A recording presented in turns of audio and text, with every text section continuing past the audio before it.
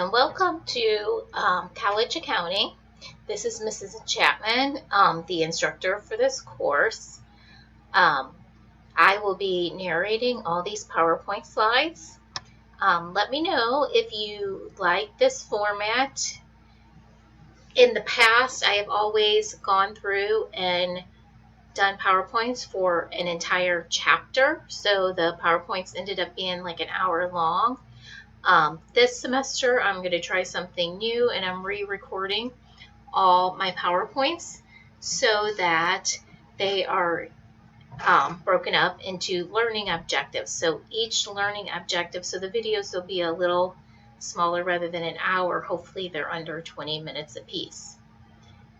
Okay, so this is a picture of your textbook. Hopefully you have gotten a textbook or getting the e-text, but we are using the 14th edition of College Accounting by Jeffrey Slater and Michael Deschamps. Okay, so Chapter 1 covers accounting concepts and procedures.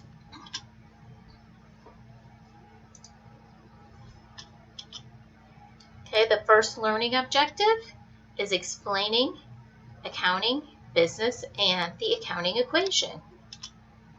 So the language of accounting. Accounting is really like learning Spanish, French, German. It's a new language. It's the language of business. So you kind of have to throw out all your concepts, and there's just special definitions to pay attention to, special terminology. Some of it you just have to get by doing a lot of memorization. But once you have that down, it becomes rather easy once you start practicing. Accounting is also like typing. The more you do it, the better you're going to become at it. If you don't practice, typing, you're not going to be any good at it. If you don't practice baseball, soccer, whatever, you're not going to be any good at. So I have assigned a lot of problems. Basically all the problems in the textbook are assigned, but I want you to become proficient at it and do very well, and the basics are so important. The first couple chapters, I have allotted 2 weeks to each chapter because they're so important. As we get into the later chapters, you'll have to do a chapter a week just so we can get through the material. So don't get caught behind. Okay, so accounting provides information to managers. Owners want to know how their business are doing. Investors want to know should they have invested in the money? What's their return going to be on their investment? They want to make sure their company's profitable. Government agencies like the IRS, sales tax, everybody's going to use this accounting data. It's very important that it's accurate. And others inside and outside of the organization. Do you give your employees raises? Do you buy more products? Do you keep your inventory high or lower? How do you manage the business? The accounting is so important for businesses and how they run. And accounting is something that every single company has some aspect of it. So it's kind of a good career option too, because it's not like you can lay them off. You still need somebody to pay everybody and to keep track of how good the business is doing, whether it's doing very good or very poorly. The accountant is usually the last one to leave a company for the good or bad. Okay, accounting provides financial information for decision makings. Individuals, if you're a sole proprietorship and you own the business solely, is it a small business, a large corporation with many stockholders, or government agencies? Okay, and in a timely fashion, when you're providing financial statements to a company, having it, the end of the month is on the 30th or 31st, having the accounting, the financials finished within the first 5 to 7 working days is pretty much general practice. Once you're getting past 15 days and providing financial information, it's already too far into the next month to make changes and adjust. You want your accounting statements done quickly and accurately, hopefully in the first 7 days of a month, if possible. The 15th is usually the latest. Okay, accounting systems. So the accounting process, first we analyze, we look at different transactions, we look at what happened. People are going to be buying inventory. You're going to be selling products, selling services. You have to pay your employees. You have you're putting things on a credit card, or you're buying things but paying at a later date, or you have cash coming into the business or cash coming out of the business. So you're looking at all your different transactions, you're analyzing what's happening. Then you record it, you put that information into a system after you analyze it. Then you have to classify what accounts does it affect, what category of accounts, and each account acts differently. It increases, some of the accounts increase versus decrease. So you have to understand how to classify it and how to record it. Okay, you summarize all your totals to get your results of what your ending balances of all the accounts. Then you issue reports or financial statements, which will include the balance sheet, the income statement, the statement of owner's equity, and the cash flow statement. Then you have a bunch of users that will interpret and examine those statements and say, do we continue with our business? Do we expand the business? Do we lay off people? It's just a very important part of running a business. And then communicates. You provide the reports, and that communicates the results and communicates that to all the different users. Okay, so business organizations. I don't want to spend a ton of time on this because I think this, hopefully you've covered in other classes. If not, this is important and something you will cover a lot. But there are several different types of business organizations. So make sure you cover this in the textbook and look at it good. But there's a sole proprietorship, one owner. The owner makes all the decisions for the business. A partnership where there's at least two owners. A partner share in the decision and risk of the business. The only thing is if something happens to one of the owners, the company's done. The sole proprietorship, the same thing. Something happens to the owner, he's no longer able to continue, the business is done. A corporation is held by stockholders and usually has several people running the company, and that has some advantages that it can continue on. The disadvantages of a corporation is they pay a lot more taxes. Liability corporation, or a limited liability corporation, LLC, is owned by a few stockholders. They're liable only to the extent of their investments. So if you haven't encountered this before, or it's good to brush up, there will be test questions on these. But know the differences between these types of business organizations. Know the advantages and disadvantages of these types of business organizations. And I think there's a chart on the next page. Yes, there is. That kind of goes through this as well. I'm not going to totally go through this. This is actually in your textbook as well. But read over this, understand, again, the advantages and the disadvantages of these different types of business organizations. Okay, business classifications. So we have service companies, where actual services are provided for clients, like limo service, maybe tax service, accounting service, consulting service. And service in this textbook, we're really talking about service businesses we're using. Actually, towards the end, the last 2 chapters will discuss merchandising companies where we have inventory, where companies that make their own products or sell products by another supplier, like Old Navy and Crate and Barrel. And then you also have manufacturing companies that make their own products, Nike and Tesla. Okay, so the majority of the class will be talking about assuming these businesses are service. And the end, we will talk about merchandising, manufacturing a little bit in the last 2 chapters of the book. So just understand the differences between those 3 business trick classifications. Okay, here are examples again of service, merchandising, and manufacturing business. So hopefully that kind of makes sense for you. Okay, GAAP is generally accepted accounting principles. Okay, and internal financial statements have to follow GAAP.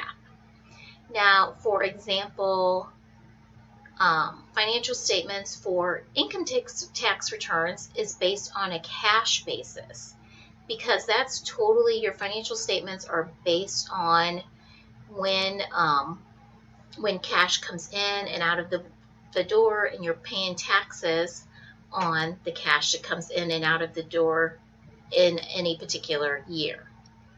Now, GAAP is what you use for your financial statements.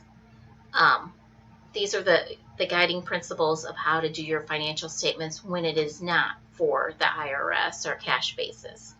Okay, so they're procedures and guidelines that must be followed during the accounting process, used to ensure everyone prepares and interprets financial reports in the same way. So one of the big guiding principles of generally accepted accounting principles is consistency. Following GAAP, all companies follow GAAP, so you can compare and contrast easily. Month to month, we're using GAAP. We're using the same principles. So it's easy to compare financial statements. You can look at prior year data. So you need to follow generally accepted accounting principles. This is an important concept to know. The IFRS, we will not be covering in this class. Okay, the difference between bookkeeping and accounting. So bookkeeping, even though this is called online bookkeeping, I beg to differ. The textbook is called accounting. We're preparing financial statements, and it involves many complex activities, okay? Bookkeeping is just the recording function of the accounting process, enters accounting information in the company's books. So even though this is called online bookkeeping, you're really learning about accounting. There is, a bookkeeper is kind of a lower level person that's really not thinking about how it's impacting the business and just going through the mechanics of recording the accounting. An accountant usually is analyzing and into the guts of the financials and involving a higher level complex activities. You can be an accountant, though, without being a CPA, because you have to get licensed to be a CPA. I have passed the CPA exam, but I am not licensed. To be licensed, you have to work in public accounting for 2 years, or for a licensed CPA for 2 years. You have to go through a lot of continuing education. A licensed CPA is important if you're doing taxes or out on business on your own. I am a controller of a private equity firm. It is not required that I am a CPA. I have passed the exam, but I'm not licensed. License is just keeping up with the continuing education. So there's a lot of different distinctions out there. And you'll have an extra credit assignment related to learning more about the accounting profession. So look for that in the coming weeks. Okay, the accounting equation. This is so important in everything we do. You're going to be using this from the beginning of class to the end of class, and it's going to become so seamless you really won't realize you're using it. But commit it to memory, put it on an index card. Very, very important. So a business is considered a separate business entity. Finances are kept separate and distinct from personal finance. All transactions use the accounting equation.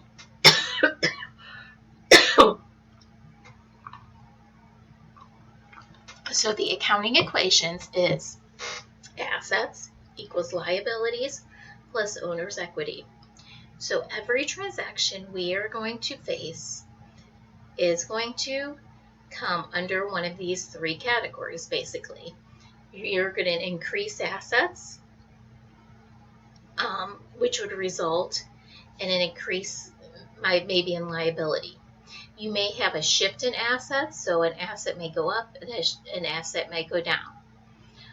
You may have an increase in an asset, an increase in a liability, an increase in owner's equity.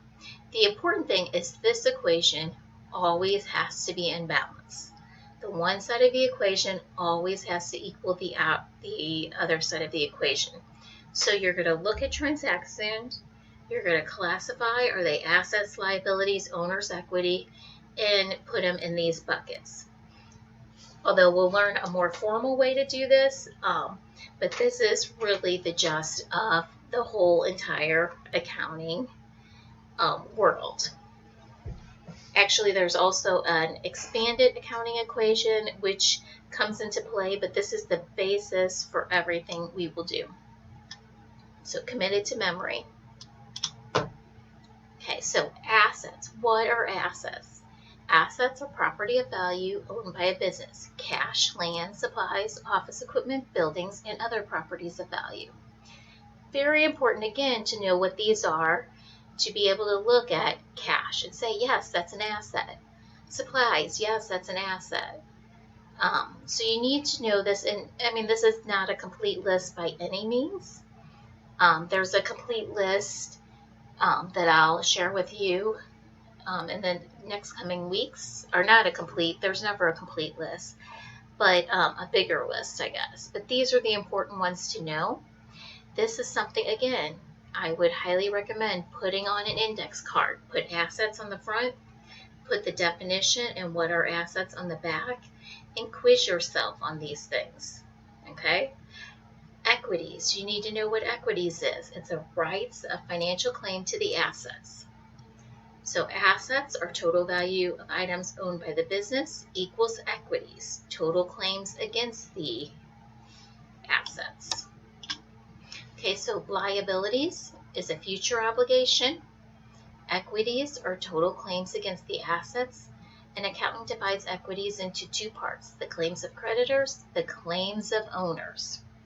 So equities, liabilities, and owner's equity. Commit this to memory. Put them on flashcards. Okay, liabilities, obligations that come due in the future. Results in increasing the financial rights or claims of creditors to assets. Examples include accounts payable. Companies that are owed money are called creditors. They have claims to assets. Okay, the capital account, the owner's investment in a company, does not always mean cash, includes any asset the owner has put into the business. So an owner could add a piece of equipment, and that could be owner's equity. Okay, so accounting transaction, transaction A. So we're going to have all these transactions, things that happen, and we have to put them in the accounting equation. So Jess invests $6,000 in cash and $200 of computer equipment into a business. So we're increasing cash, we're increasing computer equipment, $200. Computer equipment is an asset, so you have two assets increasing, and we're increasing owner's equity. So the account for owner's equity is just for the owner's name, comma capital. So you can see our accounting equation is equal. 6,200 on one side of the equation, 6,200 on the other. You always have to be in balance. I can't stress that enough. Transaction B. On August 29th, consulting practice buys computer equipment for cash $500. So our cash is decreasing $500. Our computer equipment is increasing. We're still in balance, but this is called a shift in assets. So one asset decreased, the other one increased. So the makeup of assets has changed, but the total remains the same. Transaction C. On August 30th, consulting firm buys additional computer equipment on account $300. So we're adding $300 to computer equipment, and we're increasing our liability, our accounts payable account. We owe somebody this amount of money in the future, $300. So our accounting equation is still in balance. Accounts payable is an unwritten promise to pay the creditor in the future. Okay, and that concludes this. Look forward to convening on Learning Objective 2.